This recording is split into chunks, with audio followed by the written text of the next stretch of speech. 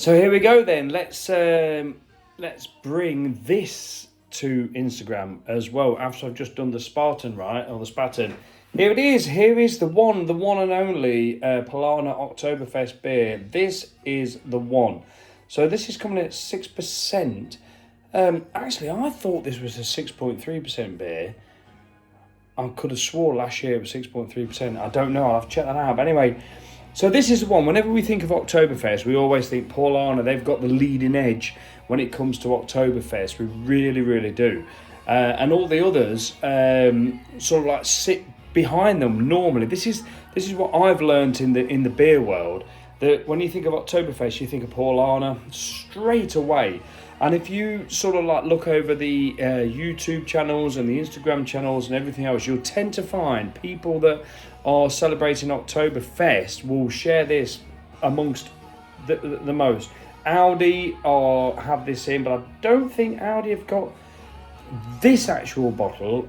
I really don't think they have. I think they've got something a little bit, it's still the Oktoberfest beer, but I don't think it's this tall with this thin top bottle. But anyway, here it is in this superbly clean glass that Janie's done for me. It is a fantastic beer. It's a well put together beer. There's no doubt about it. But I just thought, okay, the other day I had it and it didn't impress me. It didn't wow me like it did last year. Last year it was number 1 out of the 6. It finished in the top place for me. Whereas Spaten finished in the 6th place. You know, if there's 6 beers that's going to be had in Oktoberfest, then there's got to be a top one, there's got to be a bottom one. But just trust me, even the bottom one is still way above the quality of a lot of beers that are out there. You know what I mean? So you can't take nothing away from any of them beers. This year, this one has not been as good for me. So let's have this after I've just had the Spaten beer and see how it is. I've obviously had some anyway. So the conditioning is fantastic. The look of the beer is absolutely awesome. I've not got my mics on or anything. There's no doubt about the German quality of the beer. You know, there's 4 ingredients that's in there. What can they do? The thing that Germans do with the beer is absolutely outrageous when you think they've only got 4 ingredients to put in the beer. One of them, which is what mostly the beer is made of, is water. So anyway,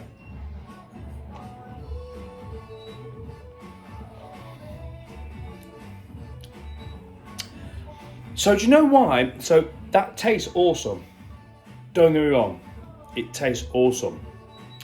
But I think what's happened this year for me is they've probably pushed more hop. There's probably more hop forward in this beer than last year. But what it's done, it's almost gave it a slight, almost, I hate to say it, but like almost a bit more like the German Oktoberfest beers are generally lightly hopped. They've got the noble hops in there, they've got the hops in there, and the hops do the job. But the malts are the things that really, really come forward in these Oktoberfest beers. You get a really nice malty beer, and the hops are there just to brighten it up a little bit. But what's happening, it's almost like this year they've gone more hop forward than they have malt forward, whereas the hops have not really brought what they should have brought to it. Say with the Lowenbrau beer, the Oktoberfest beer, the hops really shine through in the spice in that. You get that real spice in it from them noble them noble hops. Whereas this is almost probably a little bit too hop forward, if you know what I mean.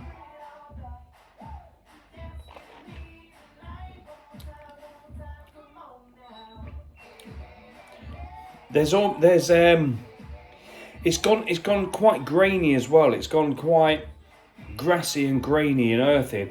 Don't get me wrong, it tastes fantastic. It really does taste fantastic. But all I'm saying is that with the Oktoberfest beers, like this has it's gone the other way for me now. I mean, you're probably looking at me now and drinking this thinking, what are you going on about? That's absolutely amazing. It is an amazing beer. But all I'm saying is, it's not as amazing as it was last year. Last year it was real malty, really bready malts, you know, really lovely malty, sweet maltiness with just a slight hoppiness. This year, this seems very hop forward, but hops have come in a little bit too harsh, really, and it's not quite as well balanced as it was last year. That's all I'm saying. This is in my opinion, you know, even though it's still a banging beer.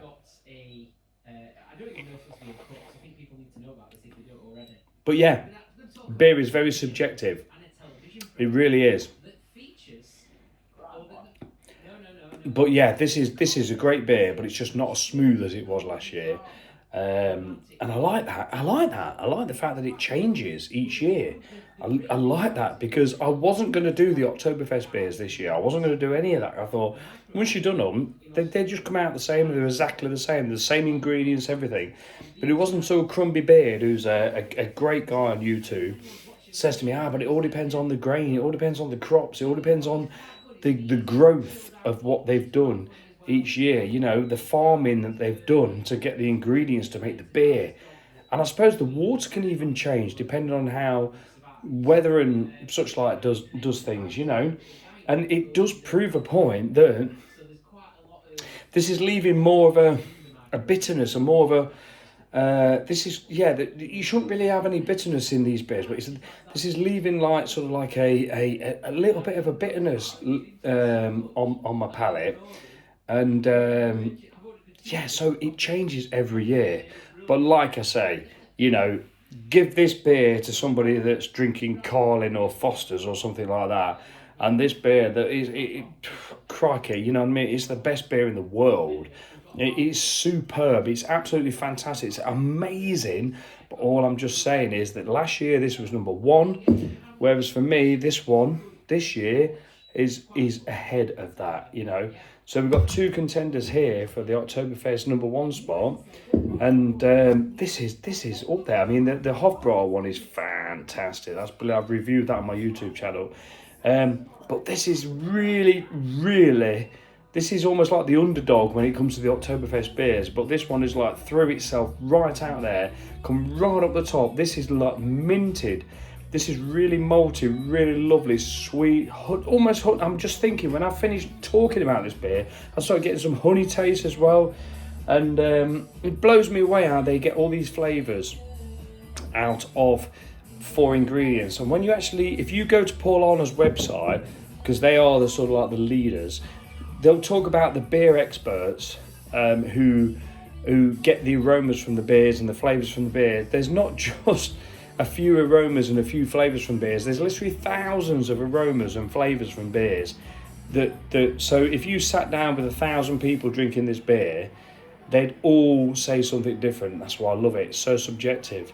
But anyway, yeah, it's been interesting this year with the Oktoberfest beers, because I literally thought that like they'd be exactly the same, just brew the same generic Oktoberfest beers that come out every single year, but no, it ain't. It ain't the same. This is proving it, that my number one is now going down to probably the number 6, and the number 6 is coming up to the number 1. Yeah, brilliant. Anyway, right, 9 minutes. I thought it'd only be about 4. So take care and see you soon. Cheers.